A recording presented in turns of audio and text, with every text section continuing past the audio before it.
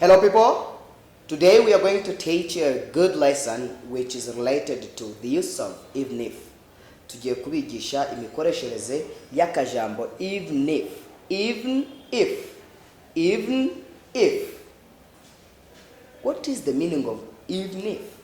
Ese aka kajambo gashatse kuvuga iki mu by'ukuri? Maybe it's not the first time for you to understand or to get this word, or you don't know how to use or how to use it in different ways or in different sentences. Mu by'ukuri birashoboka ko utazi uko bagakoresha mu buryo butandukanye. This is the right time for you to know the use of even if. Uyu ni umwanya mwiza wo kumenya imikoreshereze y'akajambo even if. Good. First of all, let us see the definition of even if. Even if is a word, ni jambo, that is used to stress that something happens despite something else.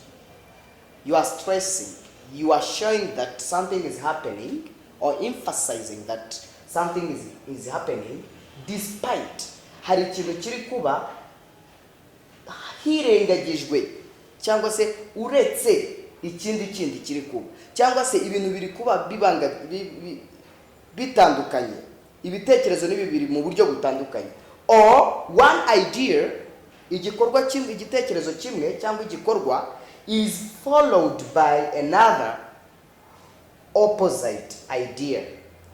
Bivuga ngo igikorwa kimwe cyangwa se igitekerezo kimwe kiri gukurikirwa n'ikindi ariko kibangikanye, bitari kujya mu mujyi umwe.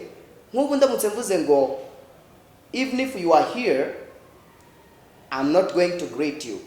Nubwo uri hano ntabwo ndi bugusuhuze. Urumva ko the first idea ni yuko uri hano. The second, which is opposite nuko ntagiye kugusuhuza. Ntabwo ndi bugusuhuze nubwo uri hano rwose. Ndagutambukaho nigendere nk'utakuzi. Good. Then here even if is a word that is used to stress that something happens despite something else, or one idea or action is followed by another opposite idea or action. Cyangwa se igitekerezo kimwe cyangwa se igikorwa kimwe gikurikiwe n'ikindi ariko bibangikanye, opposite, bitajya imbizi. That's what I can explain, I can tell you as the definition of even if. Nicho nababwira nka definition or ubusobanuro bwa even if. Definition, ubusobanuro or inshoza. We are going to see more examples. These examples are going to help us understand the use of even if. Izi ngero zigiye kudufasha kumenya neza imikoreshereze y'akajambo even if. For example, here you can say, even if she doesn't visit me, she loves me. Shakuvuga uti nubwo atajya nsura arankunda. Urumva igikorwa cya mbere ni cyo kutagusura, ariko nubwo bimeze gutyo ndabizi ko ankunda. Wasanga adakunda gusura abasore. Yes, even if she doesn't visit me, nubwo atansura, she loves me. The second here you can say, even if she is intelligent, nubwo ari umuhanga, she is arrogant, arirata. Even if she is intelligent, nubwo ari umuhanga uriya mukobwa, she is arrogant, ariko arirata, ariyumva. You can say here, we will go in that wedding, tuzajya muri buriya bukwe, even if we weren't or we were not invited. Nubwo tutatumiwe. Even if wumve ko ari nubwo cyangwa se nubwo bwose. We are going to get more examples. Reka turebe ingero nyinshi zigiye zitandukanye. For example, here you can say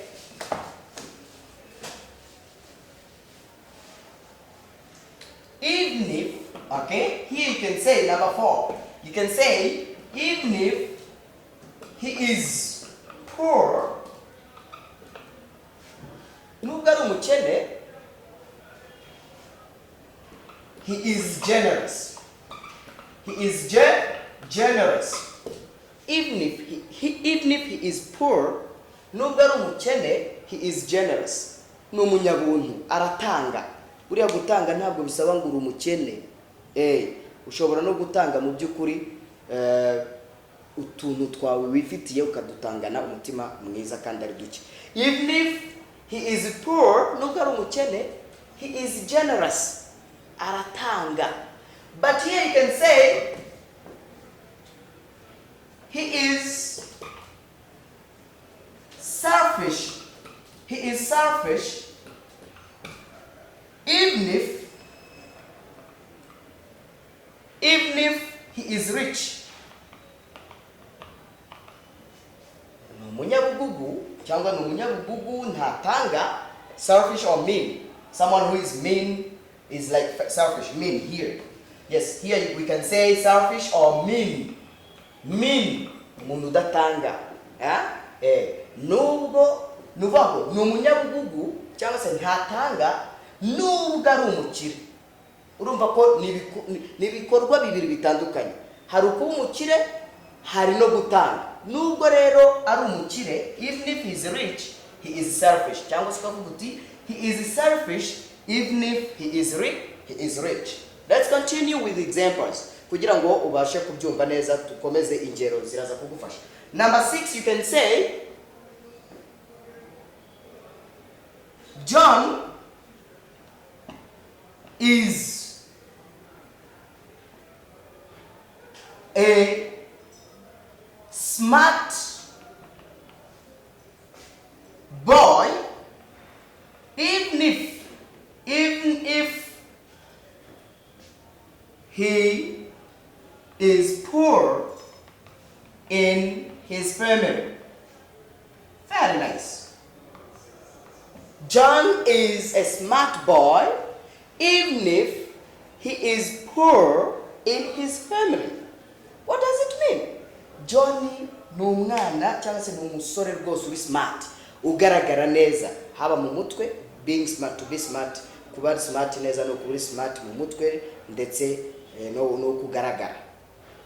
Nuvuga ngo we ari smart mu by'ukuri ahantu hose. Nubwo ari umukire, ari we mukene mu muryango wose, ariko aruta abandi bose bavukana smartness, abarusha smartness. That's why you say John is a smart boy even if he is poor in his family. Here you can say number 7, you can say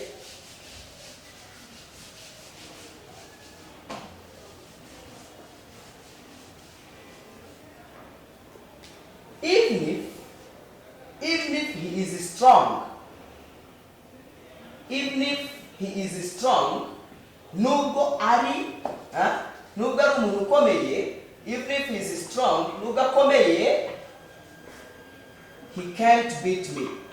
Ntiyahubita. Even if he is strong, he can't beat me. Okay? Nubwo akomeye, ntiyahubita. Even if, okay, he is strong, he can't beat me. This is number 7. Number 8, here you can say, even if she writes, or she has, let us use hers, even if she has good handwriting, even if she has good handwriting, she is silly in her class. Even if she has good handwriting, she is silly in her class. What does it mean? Nubwo afite umukono mwiza, nubwo yandika neza uriya mukobwa, ariko n'umuswa, silly, n'umuswa mu ishuri ryabo, mu ishuri rye. Niwe ujye ukurura, arya babyita gutya, niwe ujye uherekeza abandi, niwe ujye ukurura umurizo. I don't know how to say that. Niwe nyine ubu wa nyuma kuruta abandi bose. Number 9, you can say Joseph is a drunk man. Joseph is a drunk man. Joseph is a drunk man, even if he is a pastor. Even if he is a pastor. Joseph ni umusinzi nubwo ari pasiteri. Nubwo ari pasiteri ariko uriya mugabo turamuzi. Ava hano akajya kuzinywera mu birometero nka 200. Joseph ni umusinzi nubwo ari umupasiteri. Ni umusinzi nubwo ari umupasiteri. Number 10 here, you can say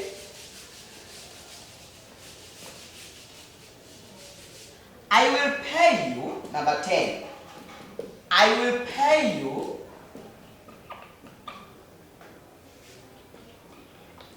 even if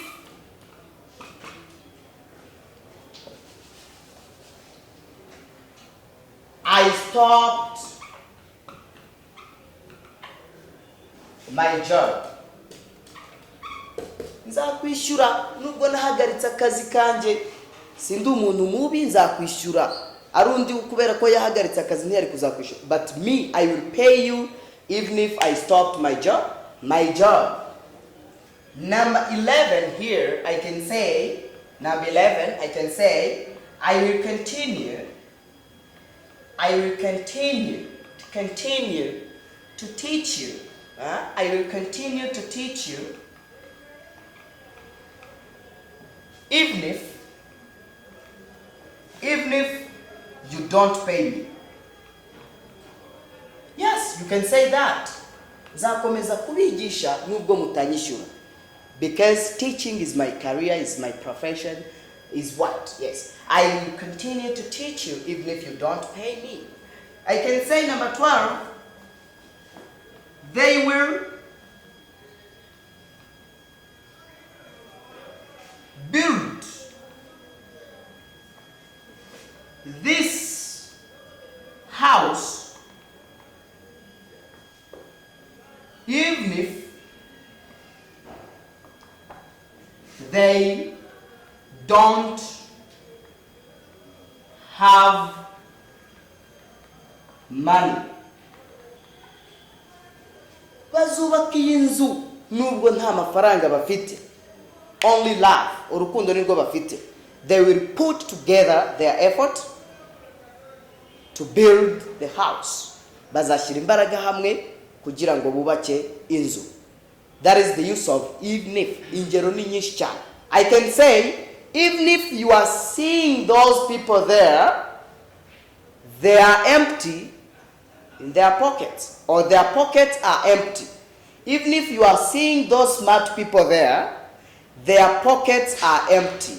Nubwo uri kubona bariya bantu bagaragara nkaho bari smart, nyine bari smart bikagaragara ko bari smart, ariko imifuka yabo irimo ubusa. Even if John is short, nubwo John ari mugufi, he can touch that ceiling. Ariko ashobora gukora kuri kiriya gisenge. Urumva ko John ni mugufi, ariko nubwo ari mugufi biriya bintu yashobora kubikora. For example, I can say, even if I play football, nubwo nkina umupira w'amaguru, I don't like it. Ntabwo nkukunda. Sinkunda umupira w'amaguru nubwo nkukina. That's it. I thank you, dear students, dear pan lovers, dear people who have watched this lesson. I thank you so much. I can say thank you a million.